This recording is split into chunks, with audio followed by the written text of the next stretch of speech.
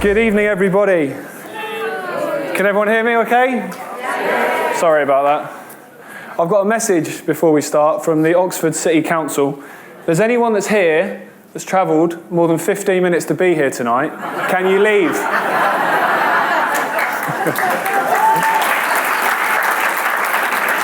Right, so any of you that have seen David before, this is a slightly different format to how it used to be. Not because age is catching up with him at all, just changing it up. So he used to obviously do a presentation and talk for up to 12 hours and still have things to say, which is incredible. So tonight, for the first hour, I'm going to sit with him and do an interview. By interview, I mean I'll ask a question and then sit there quietly for 45 minutes. And then for the second half, we're going to do a Q&A. So Christiana will run around with a mic and we'll give you guys the opportunity to ask your questions, whatever you want to ask. We'll do that for about an hour and a half to 2 hours. So if that's all right with you guys, let's go ahead. So please welcome David Icke.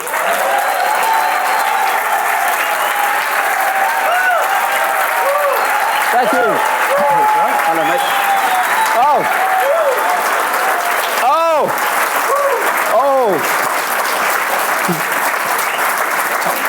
I don't like cushions.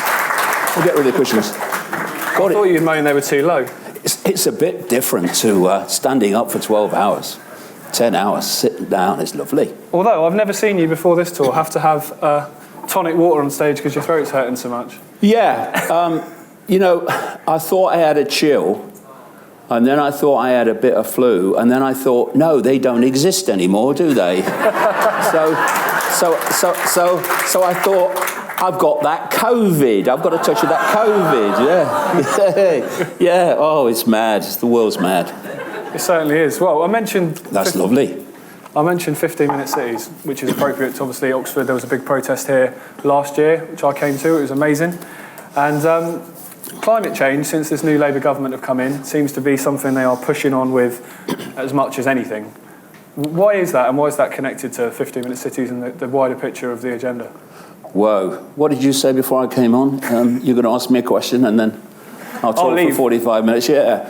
Well, you know, a guy called Keir Hardie started the Labour Party in the turn of the 20th century to give representation to the working class, which is kind of where I came out of on a council estate in Leicester.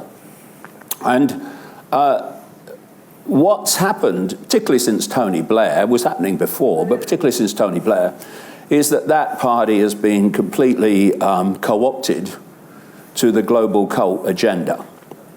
And the people it cares for least are the ones that Keir Hardie started it to, at least that's the story, that he started it to protect and support. And what a bloody irony, we've got another Keir Starmer, who's now finishing off the last vestiges of what remained, is not much, of the old Labour Party. And then alongside that, and you'll know about this in Oxford, in the City Council and the County Council, you've got the Liberal Democrats and you've got the Greens, who basically have also been co-opted to this whole cult agenda. Now, that doesn't mean that everybody in those parties knows that. They've just bought the line. They've bought the story. And therefore, they think that they're doing what's right. What they don't do is any research outside of their belief system. And this is the massive, massive problem, that people have belief systems, and instead of having questions about them and realizing, which is something that is basically unquestionable, which is whatever we know, there's always more to know, they just continue with the belief system. And in terms of, for instance, censorship, it impacts on every area of our lives, including censorship. So what a system story believer says, not least about human-caused climate change in this case, is I'm right, and therefore, by definition, because you're saying something different to me, you must be wrong. And because you're wrong, what's it matter if you don't have freedom to speak? And I've actually had that said to me. And so it's interesting when you look at current events, at how they continually hark back to things and concepts and techniques of manipulation that I've been talking about for 35 years nearly. And I was going to say 2 techniques, but really it's 3. Come to mind with what's happening with human-caused climate change and this the 15-minute cities and all this stuff that's going on. And they are, one, a technique that I called in the 1990s problem, reaction, solution, where you create a problem, you do it covertly, you blame someone else or something else for the problem, you then are looking for a reaction from the public of something must be done, what are they going to do about it? And then those who covertly created the problem got that reaction, then openly offer the solution to the problems they have created. But there's another version of that, which very much is human-caused climate change, as it was weapons of mass destruction in Iraq in 2003, and that's no problem reaction solution. Because with that, you don't need a real problem. You need the perception of one, because the whole thing plays out exactly the same. You sell the perception of a problem, you get the reaction to the perception of the problem, and then you offer the solutions to the problem that doesn't actually exist. And alongside that comes something I call the totalitarian tiptoe. This is when you start at A and you know you're going to Z. You know that's where you're going to end up. You bloody don't tell the public, however, until you get so close that you can impose it, because you know what the reaction's going to be. So you go from A to B. You go as fast as you can, but not so fast that you alert enough people to where you're actually going to have what you want headed off. It's like stepping stones. And I have this phrase, know the outcome and you'll see the journey. If you don't know the outcome, Z, where we're being taken, all these different changes and laws in society, and the things that are introduced and the impositions and the changes, they can seem random. You can look at them sometimes and say, bloody stupid politicians, I don't know what they're doing. What are they doing now? Why are you doing that? And on the face of it, it makes no sense. But if you know where we're being taken, it makes absolute sense. So if you know the outcome, that's what they're trying to keep from us, you'll see the journey. Suddenly, the random, as you believed, becomes very obvious stepping stones to the outcome. And what is happening in Oxford, in terms of the quote, green agenda, because Oxford is so far ahead, it seems, of most places in this, has to be seen in that context.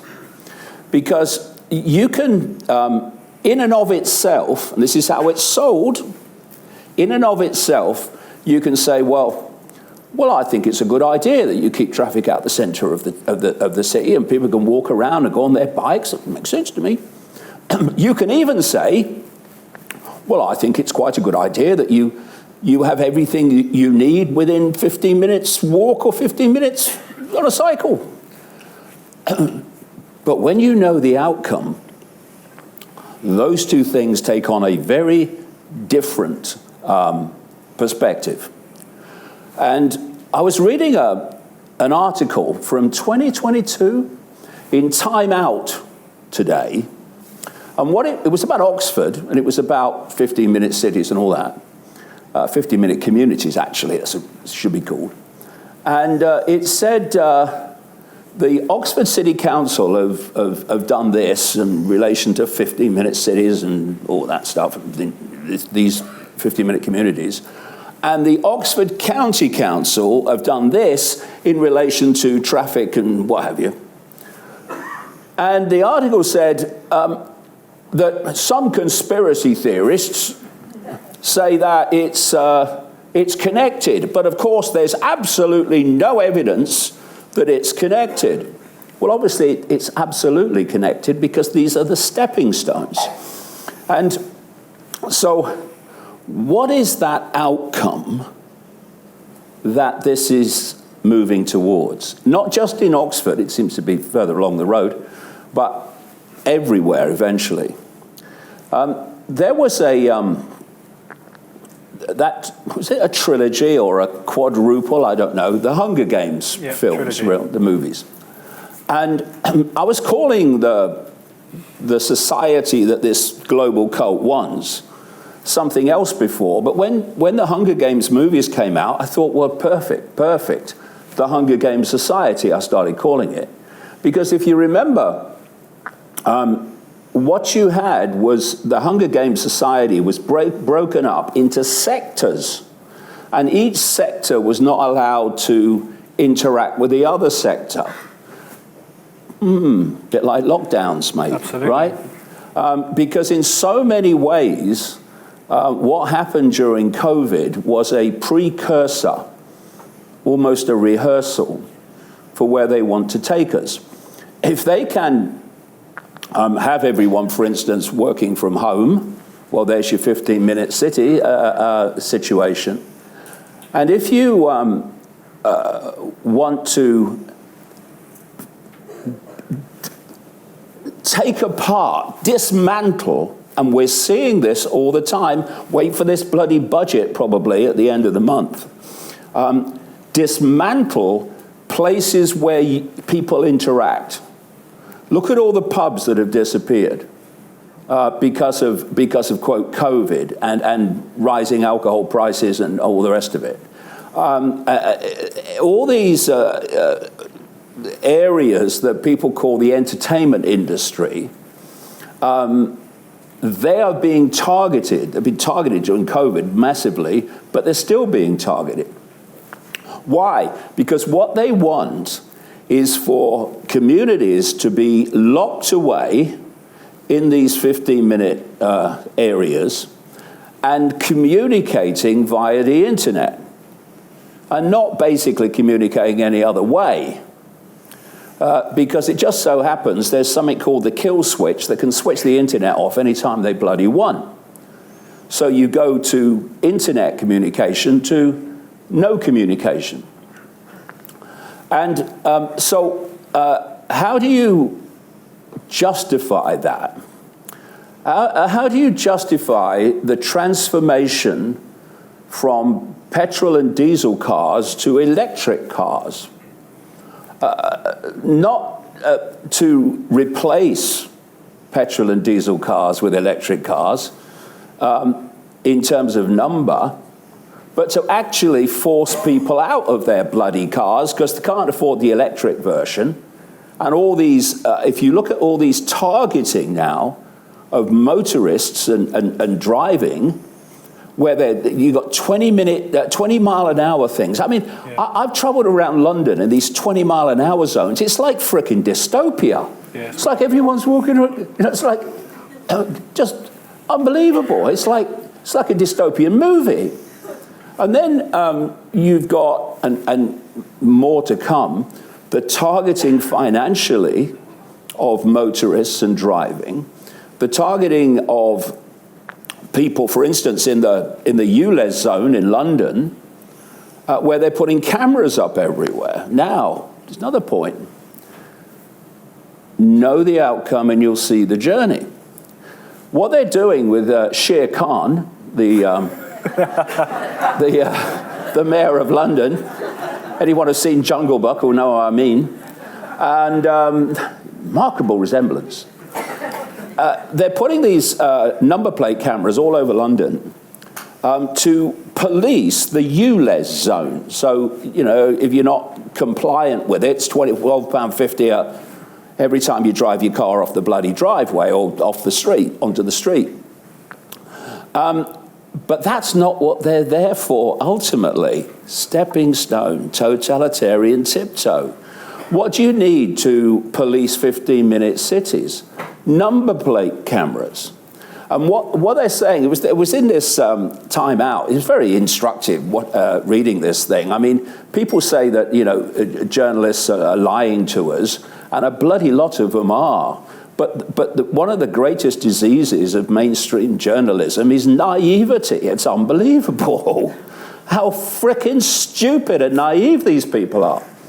So what it was saying was that there's no evidence that these 15-minute cities are happening, and that the ULEZ zone has to be seen as separate to everything else. But it shouldn't be, because it's all connected. So these, another thing that the article said was, in Oxford, they're not saying you can't leave your 15-minute city. They're just trying to discourage you from using your car as much. Well, that's the stepping stone. And where it's going, where it's planned to go, you can see it in the documents of the World Economic Forum, this global cult operation. They want to stop people leaving those zones without permission. It's where they want to go. So how do you justify that? How do you justify this, fascist dystopia? Nothing less. Well, you've got to have a problem, to which people think you need a solution, and you then provide the solution, which is what I'm talking about. And so you invent human-caused climate change. You don't invent climate change. The climate's always been changing, and it's vastly different over a long period of time for what it is now. What you do is you invent human-caused climate change. Why? Because you want humans to be the enemy, the perceived enemy of humans. And don't take my word for that. In 1968, an organization was set up, headed by an Italian industrialist called Iruleo Pecci, called the Club of Rome. And this Club of Rome is in the same network as the Bilderberg Group, the Council on Foreign Relations in America, the Trilateral Commission, the United Nations at its inner core. And its job, the Club of Rome, the very reason for its creation was to exploit environmental concerns, some of which were real, many of which were invented, to justify the centralization of global power. And out of that came what's called the environmental movement in the form that we see today, because it wasn't always like that. And I sit here and speaking as a former national spokesman for the British Green Party. It never lasted that long. It was in the 1980s. I didn't last long in that job because I saw pretty bloody quickly that the Green Party, for all its claims to be different, was actually just another political party with a different rosette on the door. And they operated in the same way, and they manipulated in the same way, and I was out of there. It's not for me. And I realized politics is absolutely not the answer. But anyway, in those days, there was a much less emphasis on human-caused global warming. It was all on pollution and stuff like that, which I had great sympathy for. And then in 1992 came something called the Rio de Janeiro in Brazil, the Earth Summit, they called it. And the Earth Summit was fronted up by a Canadian oil millionaire who was fronting up for those that owned him, who were the Rockefeller family and the bloody Rothschilds. Why would the Rockefellers and the Rothschilds be suddenly concerned about the sodden environment? A lot of what they've done in their in their companies and industrial kind of gigantic operations have caused enormous damage to the environment. Why are they suddenly seeing the light? Well, they hadn't, of course, because if you want to transform global society under problem-reaction solution, you need a global problem to which you can offer a global solution. So out of that came this whole global warming thing, and it got more and more and more influential until today's Green Party is completely and utterly mesmerized by it, and so is the Labour Party, and so are the Liberal Democrats. Much of the Conservative Party at its core is mesmerized by it, but there are pushbackers there that can see through it. And so you start predicting, because you want to build up the fear, that this global warming, it's global warming. If it's cold, it's global warming. And if it's hot, it's definitely global warming if it's hot. And if it's somewhere in between, well, that's global warming and all that stuff. And everything's fricking global warming. For instance, you now, they've got named storms in this country now. We used to have storms coming off the Atlantic. Now we have storms with names. And a lot of them have scary names. There was a Hurricane Ike once. Was there a Hurricane Ike? Yeah. Oh, right. There was. There was, yeah. You've been messing with that weather technology, haven't you? This is true, yeah. But I did have to laugh. They called one of them Hurricane Betty. Now, I can't get terrified about Hurricane Betty. I've been to see Betty. She's got a bit of wind, but I've given the bicarb, you know. I mean, it's, what? Hurricane Betty? Trying to frighten me. Anyway, they start predicting all this catastrophe. There's going to be no ice at the Antarctic and the Arctic. It's all going to be gone, and by this year, it's going to be gone. And Al Gore, he comes forward as the high priest of human-caused global warming, and he makes a fortune, not least with a company which he started with a bloke from Goldman Sachs called Blood. They call it Blood and Gore, and I've looked at some of the background to Al Gore. Blood and Gore is probably a very, very good description. These are very strange people with some very strange things that they do. So anyway, he starts, we're all going to die, oh my God. Give us your money. Anyway, these things, Prince Charles, oh yes, now King Charles, Prince Charles, he starts, it gives it all. And none of them frickin' happened, right?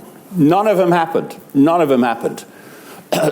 But what we're doing now, and this is the important point of current events, is we're moving towards a time, not least from 2025 onwards, where they really want to push this on. They want to push this whole thing on. You're going to see it with, this imbecilic guy. What's his name? Ed Miliband. I mean, he's going to push this on with wind turbines in seascapes and landscapes and solar panel farms and all that stuff. Yeah, all that stuff.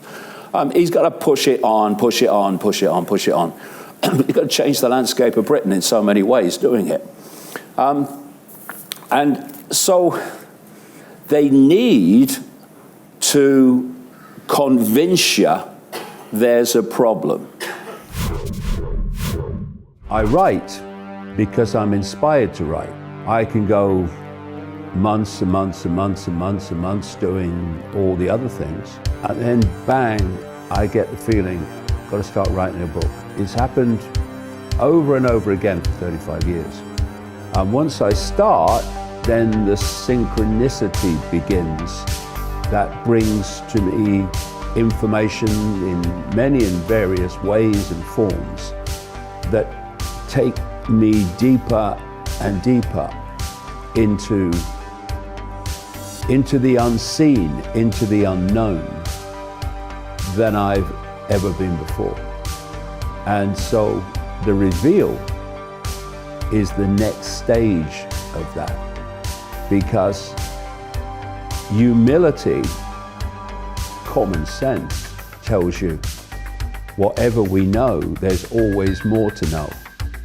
So my constant question is, so what don't I know?